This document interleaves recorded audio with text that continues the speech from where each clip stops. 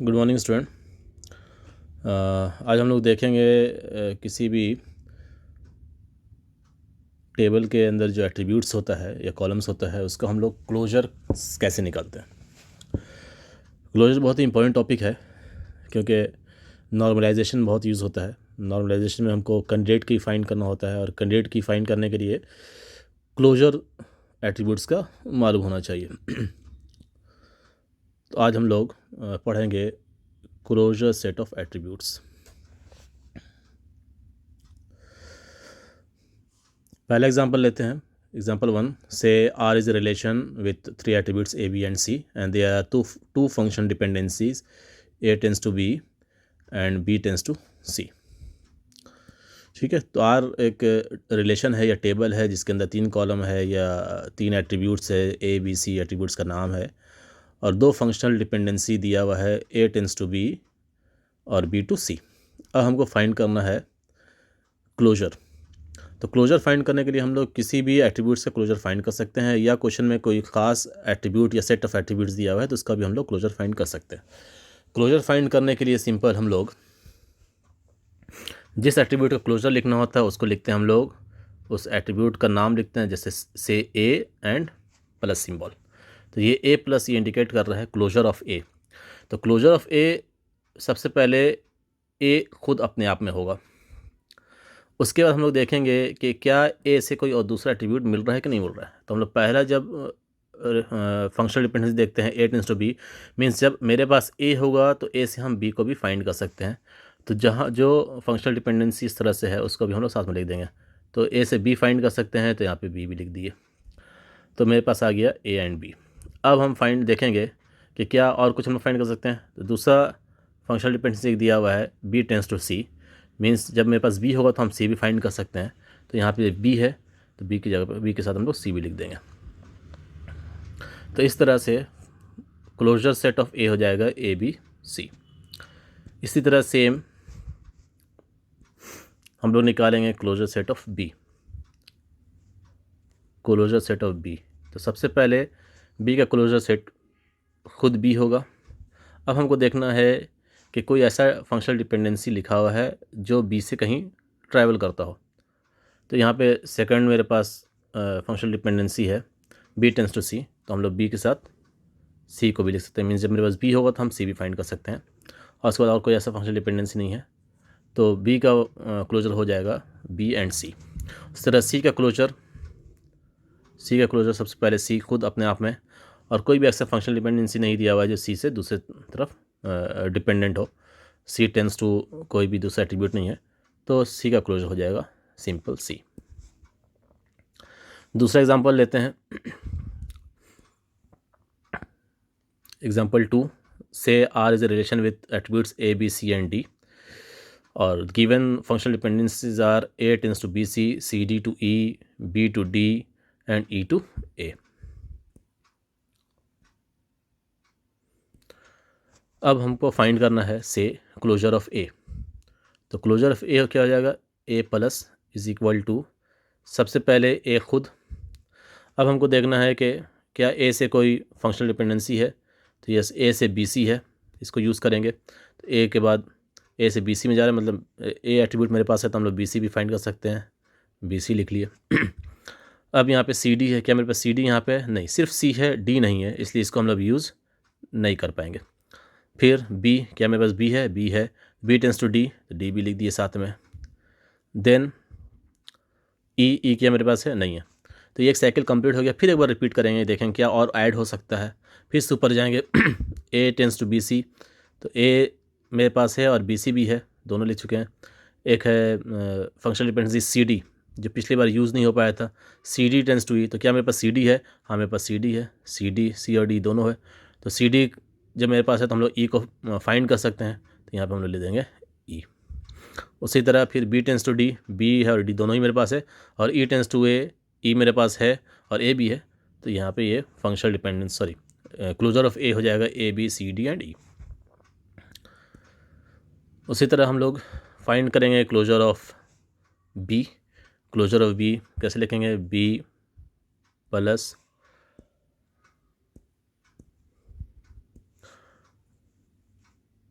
Closure of B plus, सबसे पहले B खुद अपने आप के लिए। अब देखेंगे क्या कोई ऐसा फंक्शनल डिपेंडेंसी है जो बी से दूसरी तरफ जा रहा है। तो एक यहाँ पे बी टेंस ए नहीं है, सी डी भी नहीं है, बी है, बी टेंस टू डी, तो डी साथ में लिख देंगे। ई टेंस टू ए, ई भी नहीं है। फिर वापस जाके देखेंगे ए नहीं है, सी डी भी नहीं है, बी टेंस टू डी लिख चुके हैं ऑलरेडी, ई टेंस टू ए, और कोई इसमें फर्दर एडिशन नहीं है, इसलिए क्लोजर ऑफ बी हो जाएगा बी डी। इसी तरह सारा हम लोग दो एग्जांपल और हम लोग फाइंड करेंगे।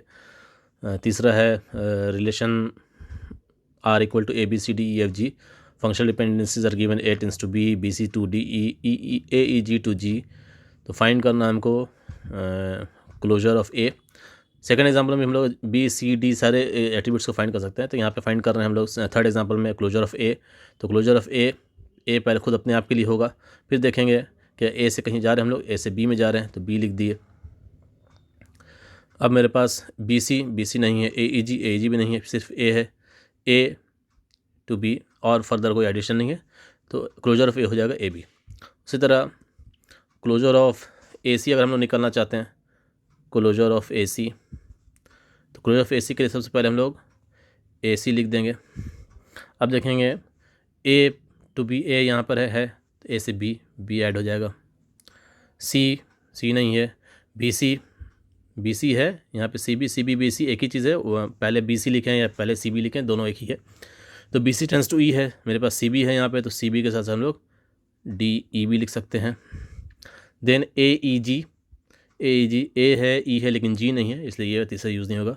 फिर से एक बार रिपीट कर लेते हैं, A tends to B, A मेरे पास है, बी है, B C tends to D E, B C tends to D E भी लिखे। ए ई जी यहाँ पर नहीं है, इसलिए जी ऐड नहीं होगा। तो ए सी का क्लोजर क्या हो जाएगा, closure of A C will be A C B D and E. इसी तरह क्वेश्चन नंबर 4 भी है, बहुत सिंपल है, इजीली हम लोग किसी भी एट्रीब्यूट्स का क्लोजर फाइंड कर सकते हैं। क्लोजर फाइंड क्यों कर रहे हैं, क्योंकि हमको कैंडिडेट की फाइंड करना है, तो कैंडिडेट की फाइंड करने के लिए हम लोगों को क्लोजर बनाना आना चाहिए। नेक्स्ट देखते हैं हम लोग फाइंडिंग कैंडिडेट की।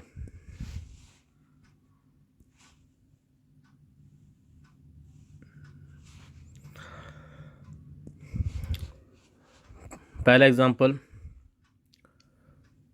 Relation R equal to A B C D E F G H, एक आर रिलेशन है जिसमें ये सारा एट्रीब्यूट्स है, या आर एक टेबल है जिसमें ये सारा कॉलम्स है। Given relations, given functional dependencies are A B tends to C, A to D E, B to F and F to G H. यह क्वेश्चन है। अब हमको फाइंड करना है कि इसके लिए कैंडिडेट की क्या होगा। तो कैंडिडेट की फाइंड करने के लिए दो तरीका आसान है। एक तो हम लोग एज डायग्राम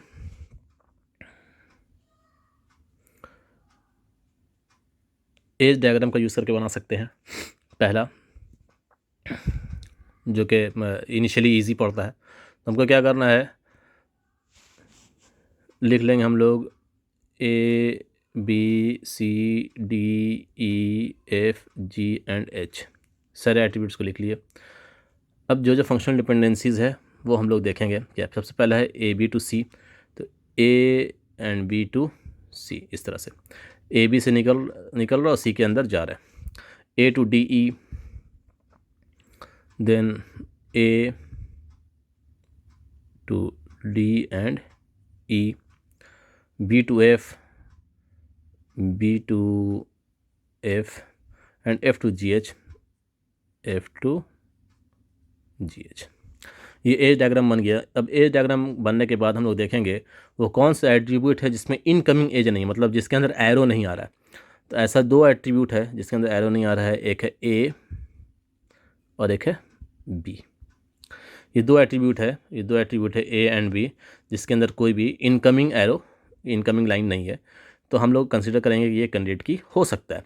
लेकिन फाइनली कैंडिडेट की फाइंड करने के लिए हम लोग क्या करना होगा, जो एट्रीब्यूट्स मिला है उस एट्रीब्यूट्स को फाइनली हम लोग उस एट्रीब्यूट्स का ए और बी इस एट्रीब्यूट्स का क्लोजर निकालेंगे।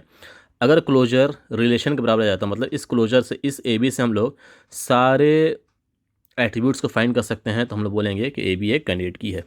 तब ए बी लिखे, ए बी, इसका हम लोग क्लोजर निकालेंगे। ए बी क्लोजर सबसे पहले ए और बी खुद हो जाएगा, आपस में खुद हो जाएगा। फिर ए बी से सी आ गया, फिर ए से डी ई भी जा रहा है, ए मेरे पास है, डी ई भी जा रहे हैं। देन बी से एफ पे जा रहे हैं, बी मेरे पास है, एफ भी जा रहे हैं। तो इस तरह A B C D E F और जी बाकी है, और एफ़ मिल गया हमको, तो एफ़ से हम लोग जी एच पे भी जा रहे हैं, तो जी एच। तो ए बी से का यूज़ करके हम लोग सारे एट्रीब्यूट्स को फाइंड कर सकते हैं, इसलिए ए बी एक कैंडिडेट की कहलाएगा। दूसरा तरीका है सिंपल, कि हम लोग देखेंगे राइट हैंड साइड पे यहाँ पर कौन सा एट्रीब्यूट नहीं है, बिना एज डायग्राम के, विदाउट एज डायग्राम हमको देखना है राइट हैंड साइड पे कौन सा एट्रीब्यूट नहीं है। तो यहाँ पे ए नहीं है, बी भी नहीं है, सी है, डी है, ई है, एफ है, जी है और एच है। तो वो जो एट्रीब्यूट राइट हैंड साइड पे नहीं होगा वही कैंडिडेट की हो सकता है। फिर इसका हम लोग क्लोजर निकालेंगे, अगर क्लोजर रिलेशन के बराबर आ जाता है तो ये कैंडिडेट की कहलाएगा। तो जब प्रैक्टिस हो जाएगी अच्छे से तो हम लोग बिना एज डायग्राम बनाए भी राइट हैंड साइड देख करके फाइंड कर सकते हैं कि क्या कैंडिडेट की पॉसिबिलिटीज़ है, लेकिन इनिशियली में एज डायग्राम बना करके करना ज़्यादा अच्छा है। सेकंड एग्जांपल लेते हैं, सेम रिलेशन है R equal to A B C D E G, और फंक्शनल डिपेंडेंसीज है A tends to B, C tends to D, E tends to G, G tends to E and B tends to E. इसका हमको candidate की find करना है। सबसे पहले as diagram बना लेंगे, A B C D E G, A tends to B. अब इस एज डायग्राम बनाने के बाद हम लोग देखेंगे कौन सा एट्रीब्यूट है जिसके ऊपर कोई भी इनकमिंग एज नहीं है। तो ए और सी ऐसा दो एट्रीब्यूट है जिसके ऊपर कोई भी इनकमिंग एज नहीं है, तो ए सी कैंडिडेट की हो सकता है। लेकिन कैंडिडेट की होने के लिए आपको फाइंड करना होगा कि ये ए सी का क्लोजर रिलेशन आता है कि नहीं आता है। तो ए सी का हम लोग क्लोजर निकाले, A C closure A B C D, A B C D, A B C D E G सब आ गया, जो कि आर है, इसलिए ए सी हम लोग कहेंगे कि ये एक कैंडिडेट की है। उसी तरह तीसरा एग्जांपल लेते हैं एक रिलेशन है a R equal to A B C D E, और दो फंक्शनल डिपेंडेंस दिया हुआ है B C tends to A D E and D to B. Edge diagram बनाएंगे। अब इसका एज डायग्राम जब बनाते हैं तो हम लोग देखते हैं सिर्फ सी एट्रीब्यूट ऐसा है जिसके ऊपर कोई भी इनकमिंग एज नहीं है, तो सी एक कैंडिडेट की हो सकता है। अब हम लोग सी का क्लीन क्लोजर निकालेंगे, सी का क्लोजर निकालेंगे। जब सी का क्लोजर एट्रीब्यूट्स निकाल रहे हैं तो सी का क्लोजर एट्रीब्यूट सिर्फ सी हो रहा है, जो कि आर के बराबर में नहीं है। अब जब ये आर के बराबर नहीं है तो मतलब ये कि हम लोग जो एट्रीब्यूट जो कैंडिडेट की होगा उसमें सी होना चाहिए, लेकिन सी अकेले ही पूरे एट्रीब्यूट्स को, टेबल के पूरे कॉलम्स को फाइंड नहीं कर सकता, कैपेबल नहीं है सी अकेले पूरे टेबल के कॉलम को फाइंड कर सके। इसलिए सी के साथ हमको दूसरा कॉम्बिनेशन सोचना होगा। तो हम लोग क्या करेंगे, हम लोग फाइंड करेंगे फिर कि सी के साथ और क्या क्या हो सकता है। तो सी के साथ हम लोग मिलाएंगे ए सी को, ए C, B C, C D, सी ई। पहले इसका हम लोग इसको ट्राई करेंगे इस कॉम्बिनेशन से कि किसका क्लोजर आर के बराबर आता है। तो हम लोग देख रहे हैं ए सी का क्लोजर सिर्फ ए सी है, जो कि आर नहीं है। देन बी सी का क्लोजर आर है, आर पूरा कंप्लीट आर है ये। सी डी का क्लोजर भी कंप्लीट आर है, आर मिल जाएगा। सी का क्लोजर आर नहीं है। अब जब हम लोग फाइंड कर ली, यहाँ पे हम लोग को क्या पता चला, यहाँ पे हम लोग को पता चला कि ए सी और सी ई ये दो ऐसा सेट है जिसके अंदर जो कैंडिडेट की नहीं हो सकता है। लेकिन सी तो मेरे पास हमको हमेशा चाहिए, तो हम लोग एक और कॉम्बिनेशन सेट करते हैं सी के साथ इसका ए और इसका ई, कि ये क्या ए सी और ई मिलके रिलेशन फाइंड कर सकता है कि नहीं कर सकता है। तो हम लोग ए सी का फिर क्लोजर निकाले, ये भी रिलेशन फाइंड नहीं कर सकता है। तो इससे पता चला सिर्फ बी सी और सी डी ही कैंडिडेट की फाइंड हो सकता है।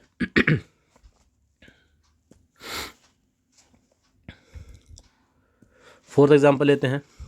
एक टेबल है आर, रिलेशन आर, उसके अंदर एट्रीब्यूट्स आई बी एस एफ एच और फंक्शनल डिपेंडेंसी दिया हुआ है। हमको फाइंड करना है इसका कैंडिडेट की। तो हम लोग एज डायग्राम से फाइंड करेंगे, बिना एज डायग्राम के भी फाइंड कर सकते हैं। हम लोग देखेंगे राइट हैंड साइड पे कौन सा एट्रीब्यूट नहीं है, उससे ही फाइंड किया जा सकता है, या सिंपल पहले एज डायग्राम बना लेंगे, आसान होगा। उससे फाइंड करेंगे कि किस एट्रीब्यूट पे इनकमिंग एज नहीं है। तो जब हम लोग इसका एज डायग्राम बना रहे हैं तो देख रहे हैं बी, इस पर कोई इनकमिंग एज नहीं है, और एच, इस पर कोई इनकमिंग एज नहीं है। अब हम लोग देखेंगे क्या बी एच का क्लोजर रिलेशन को फाइंड कर सकता है, पूरे रिलेशन के एट्रीब्यूट्स को फाइंड कर सकता है कि नहीं कर सकता है। तो बी एच का एट्रीब्यूट पूरे रिलेशन को फाइंड नहीं कर सकता। बी एच से हमको सिर्फ बी एच ही मिलेगा, और बाकी एट्रीब्यूट्स एस, आई, आई आई, एस और एफ नहीं मिल पाएगा। तो हम क्या करेंगे, बी एच तो हमको चाहिए ही, तो हम लोग बी एच के साथ और बाकी ऑप्शंस को ट्राई करेंगे। बी एच के साथ आई, बी एच के साथ एस, बी एच के साथ एफ, इन तीनों को ट्राई करेंगे क्या इनका क्लोजर आर मिलता है कि नहीं मिलता है। तो हम लोग देखेंगे बी एच का क्लोजर आर नहीं है, बी एच एस का क्लोजर आर है, मिल जा रहा है, और बी एच एफ का क्लोजर आर नहीं है। तो मीन्स यहाँ पे हमको सिर्फ बी एच एस मिला ऐसा जिसका क्लोजर पूरा रिलेशन है, पूरे रिलेशन का एट्रीब्यूट से, मीन्स कि हम लोग बी एच एफ का यूज़ करके सारे एट्रीब्यूट्स को फाइंड कर सकते हैं। अब हम लोग यहाँ पे फिर से चेक करेंगे दोबारा। बी एच तो हमको चाहिए क्योंकि बी एच हम मेरे पास है ही है। कौन कौन सा अल्टरनेटिव रिलेशन नहीं फाइंड कर पाया, एक बी एच आई और एक बी एच एफ। तो बी एच तो हमको चाहिए, क्या हम लोग बी एच के साथ आई और एफ दोनों को मिला करके रिलेशन फाइंड कर सकते नहीं कर सकते। मतलब बी एच तो रहेगा ही, साथ में पहले वाले कॉम्बिनेशन से आई और दूसरे कॉम्बिनेशन से एफ। तो क्या हम लोग बी एच आई एफ का क्लोजर फाइंड करके पूरे रिलेशन को फाइंड कर सकते हैं या नहीं कर सकते हैं। तो हम लोग देखेंगे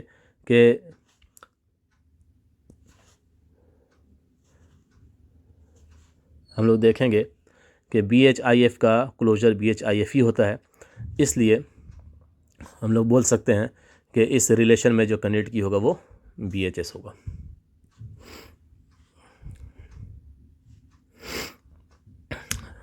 लास्ट एग्जांपल देखते हैं हम लोग।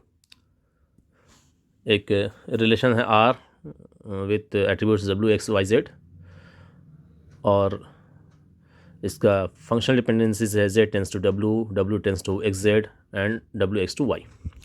अब इसका हम जब एज डायग्राम बनाएंगे तो देखेंगे कि हर एट्रीब्यूट्स पे इनकमिंग एज है। मतलब कोई भी एट्रीब्यूट ऐसा नहीं है जिस पे इनकमिंग एज नहीं है। या हम लोग राइट हैंड साइड यहाँ से भी दे सकते हैं, ये डब्ल्यू भी है, एक्स भी है, वाई भी है, जेड भी, मतलब सारा एट्रीब्यूट्स है। इस कंडीशन में क्या करेंगे, तो इस कंडीशन में फिर हमको 1 बाय 1 सबको ट्राई करना होगा। क्या करना होगा, सबसे पहले हम लोग डब्ल्यू का क्लोजर फाइंड करेंगे, फिर एक्स का क्लोजर फाइंड करेंगे, फिर वाई क्लोजर फाइंड करेंगे, फिर जेड का क्लोजर फाइंड करेंगे। तो डब्ल्यू क्लोजर जब फाइंड करते देखते हैं कि हमको आर नहीं मिल रहा, रिलेशन नहीं मिल रहा है, एक्स पे भी नहीं मिल रहा है, वाई पे मिल जा रहा है, और जेड पे नहीं मिल रहा है। अब हम लोग देखेंगे कि जिस जिस एट्रीब्यूट्स पे हमको क्लोजर नहीं मिला, किस पे नहीं मिला, डब्ल्यू पे, एक्स पे और जेड पे।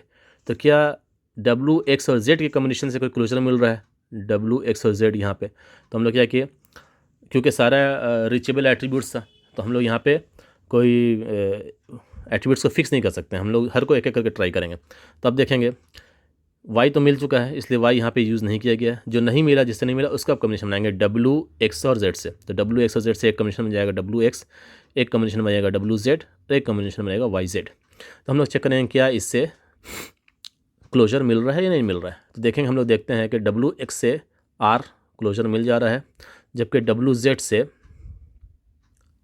नहीं मिल रहा है, और वाई जेड से भी मिल जा रहा है। मीन्स इस पर्टिकुलर प्रॉब्लम में 3 कैंडिडेट की हो गया, Y, W X and Y Z. Students, last year आप लोग के सीनियर के लिए क्वेश्चन आया था, GUT लास्ट 2019 सीनियर बैच का MCQ क्वेश्चन, 2 नंबर के लिए क्वेश्चन आया था MCQ में। एक रिलेशन दिया हुआ था R इक्वल टू ABCDEF, और फंक्शनल डिपेंडेंसीज था C tends to F, E tends to E, EC tends to B and A tends to B। Find करना था कि इसमें से कौन सा कैंडिडेट की है या कैंडिडेट की है। 4 ऑप्शन था CD, EC, AE and AC। तो ये क्वेश्चन लास्ट ईयर आ चुका है, इसका सॉल्यूशन कैसा होगा। इसके लिए सिंपल हम लोग क्या करेंगे, फिर से एज डायग्राम बनाएंगे ABCDEF, और इन फंक्शनल डिपेंडेंसीज से चेक करेंगे ABCDE एंड F। अब देखेंगे हम लोग पहला C tends to F,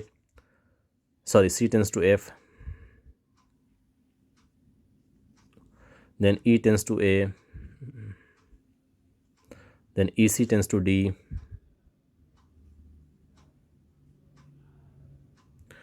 then A tends to B। इसमें देखेंगे कौन सा ऐसा एट्रीब्यूट है इसमें इनकमिंग एज नहीं है। A पे है, B पे है, C पे नहीं है, D पे है और E पे नहीं है, मीन्स C और E। तो C और E ऐसा या EC ऐसा एक एट्रीब्यूट सेट है जिसके अंदर जिस पे कोई भी इनकमिंग एज नहीं आ रहा है।